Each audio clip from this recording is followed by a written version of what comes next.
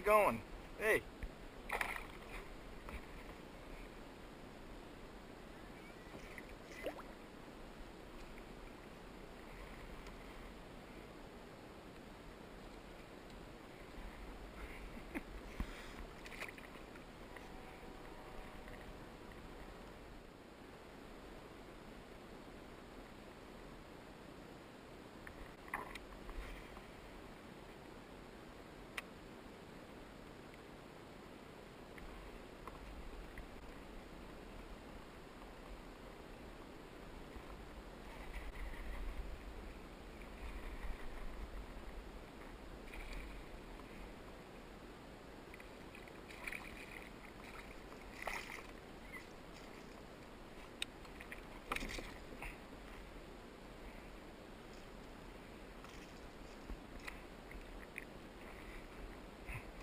Well, the 1.5 pounder.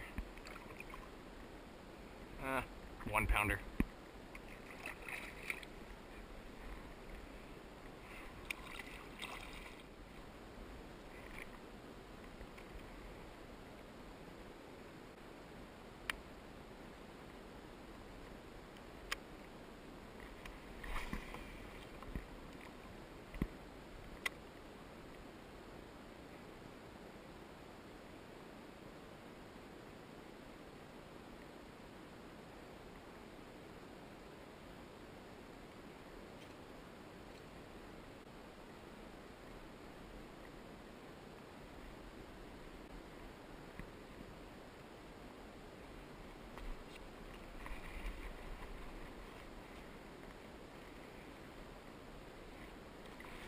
Whoa.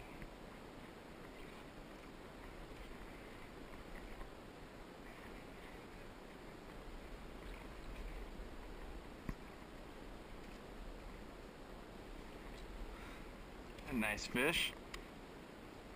2.5 pounder right there. Man, they're pretty. Good looking fish.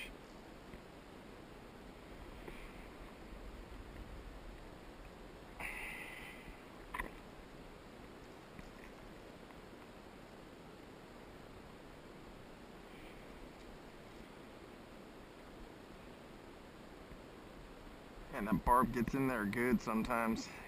You really can't get it out of there. There we go.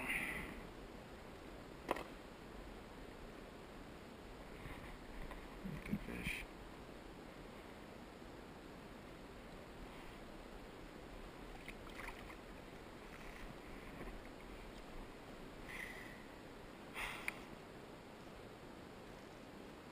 RTO Gill got his money worth today. Probably have to retie, but look at that. It's all scratched up, but that's what I love about the Lucky Craft lures, personally, is that even though they get scratched up, they don't really start chipping. Like sometimes these lure manufacturers, what happens is they have these beautiful paint jobs, but as soon as the integrity of the finish is breached, they just the entire finish starts falling apart and chipping away altogether. And part of that is prep, and another part is the base coats that they put on here.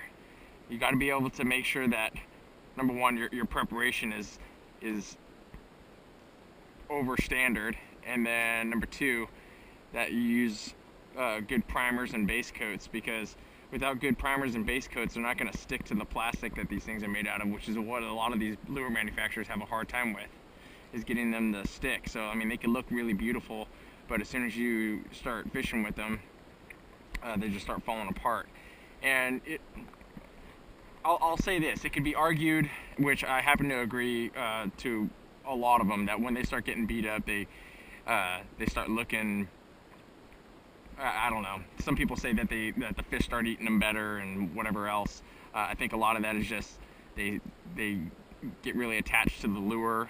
The angler themselves, they get really attached to the lure, and then they also they have a lot of confidence in that lure because obviously they caught a lot of fish on them. So it really doesn't matter what the lure looks like. But I'll say this: when you're paying, upwards of $20 for a lure, you want that finish to stay together. So that's just my 2 cents.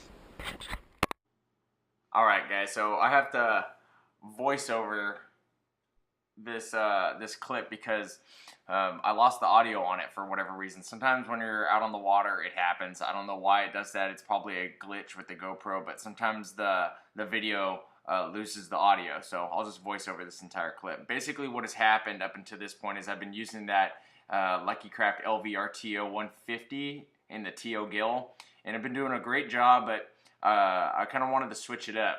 So as you can see, I'm using the Duo Realis Vibration, but right before this, I was using the Vagabond BKN 70. And the difference between the BKN 70 and the Lucky Craft and the Duo is that it has a 1-knocker rattle in it. And the reason why I bring that up is because I fished with that BKN 70 before I switched to this Duo for probably about a half an hour and didn't get bit. And it was odd because I went from the Lucky Craft and I was getting bit over and over and over, and then I went to the BKN and fished with it for half an hour and didn't get bit. And then I went to this crankbait and I got bit immediately. So it was actually the very first cast that you saw there, and I got bit. So I guess it's just a testament to the fish knowing what they want. Partly it could have been the pattern that I used as well. With this crankbait, it's in that that IU color, so that's just the way it goes sometimes. But just paying attention to little subtle changes like that could really help you when you guys are out on the water. So.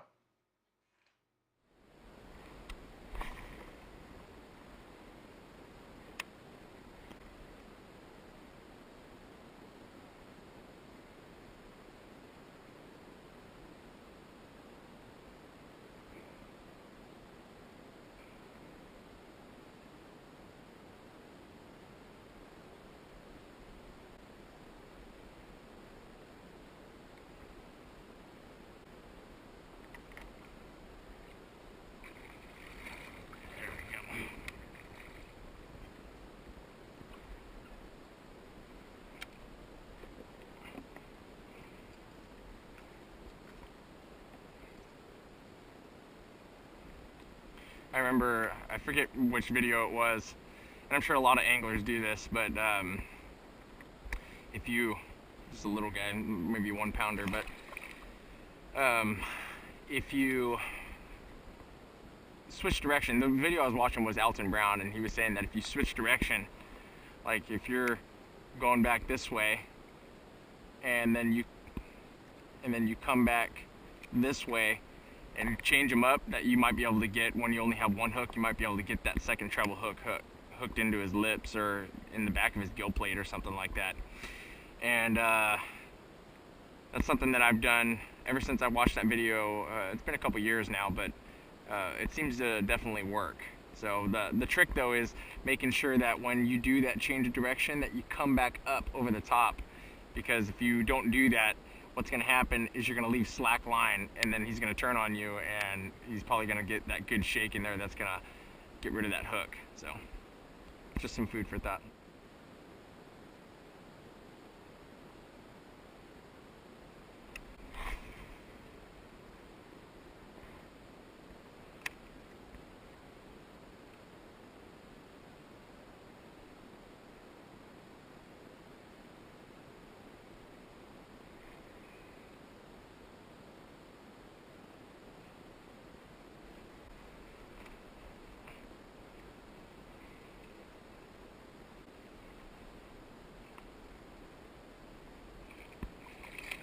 Oh shoot.